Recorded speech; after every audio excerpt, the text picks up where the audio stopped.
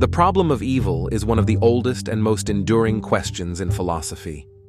It is the question of how to reconcile the existence of evil and suffering with the existence of an omnipotent, omnibenevolent, and omniscient God. If God is all-powerful, all-good, and all-knowing, then why does he allow evil to exist? This question has been asked by philosophers and theologians for centuries, and there is no easy answer. There are many different ways to approach the problem of evil, but some of the most common responses include the free will defense. This defense argues that God allows evil to exist because he values human free will. Free will is the ability to choose between good and evil, and it is essential to our moral responsibility. However, free will also means that humans are capable of choosing evil, and this is why evil exists in the world. The greater good defense.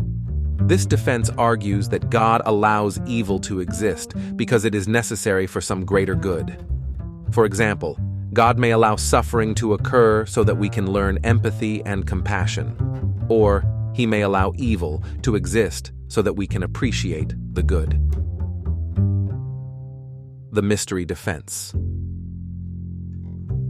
This defense acknowledges that we cannot fully understand why God allows evil to exist.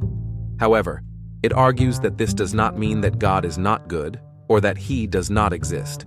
It simply means that we are limited in our understanding of God's ways. The non-existence of evil. This defense argues that evil does not actually exist.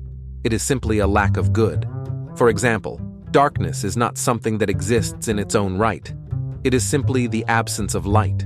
In the same way, evil is simply the absence of good. These are just a few of the many different ways to approach the problem of evil. Ultimately, each person must decide for themselves how they feel about this complex and difficult question. Is there a solution to the problem of evil? Perhaps. But if there is, it is one that we cannot yet understand.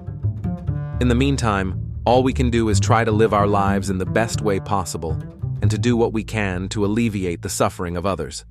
Thank you for watching.